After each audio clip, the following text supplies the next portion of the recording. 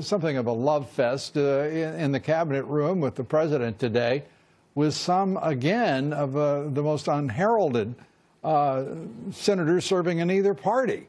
What do you make of it? When Kevin McCarthy is the hardliner on immigration in the room, I think we can call this the lowest day in the Trump presidency.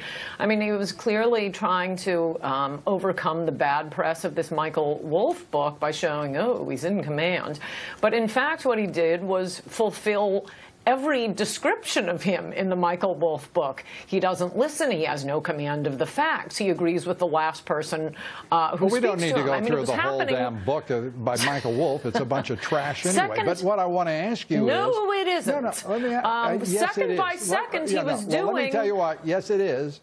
And for the purpose of this... He was doing exactly, literally 30 seconds. Di-Fi says she wants a standalone Dreamer bill. He agrees with that. Kevin McCarthy has to step in and say, no, sir, I think we need border security first. He agrees with that. He's agreeing with people with a 60-second lag.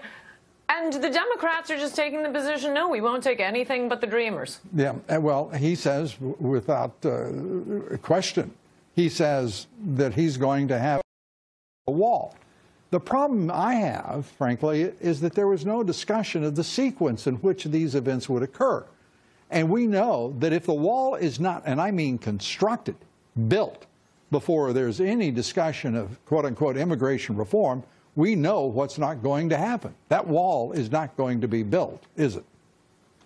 No, of course not. And any amnesty is a 100% amnesty because it goes to the courts. And the courts will say, oh, you may have limited this to left-handed redheads who came here at age 0 through no fault of their own. But gosh, we're going to open it up to everyone. Yeah. And then through chain migration, they get to bring all of their relatives. And actually, I can't say you're wrong. You can say anything about that press conference today, called by Trump himself. He thought this was going to be a great shining moment. At any one moment, you can say he was agreeing to anything. He agreed with Di-Fi. Yes, we'll have a standalone Dreamer bill, just granting everybody amnesty, and we'll get to that comprehensive immigration stuff later. No, Lou, this is a disaster. It was the lowest day of his presidency. Yeah, I couldn't agree with you more about the difficulty of the day. Let me put it that way. Look, I am an absolute committed supporter of this president.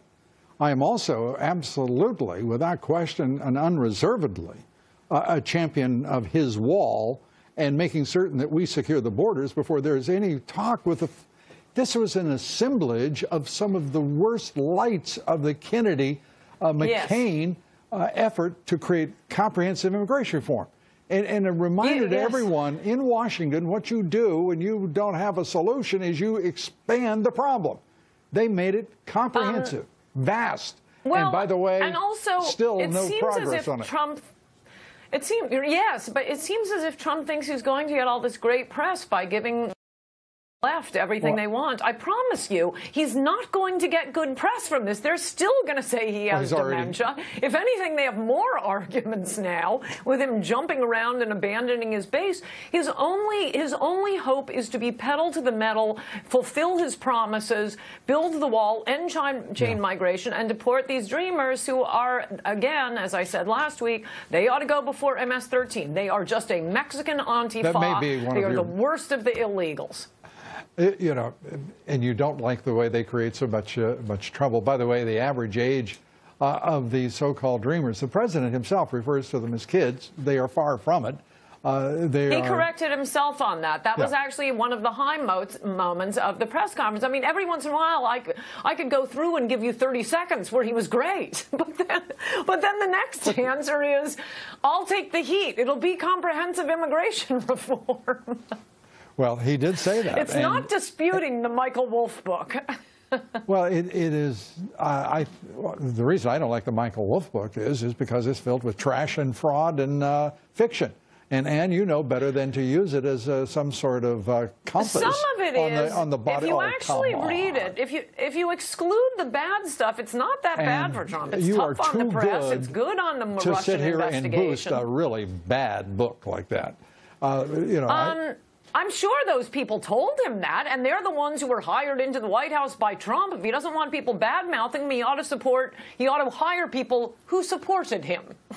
Yeah, or find people of integrity, which I think he has now discovered is a decided advantage. Ann Coulter, Yes. as always, good day.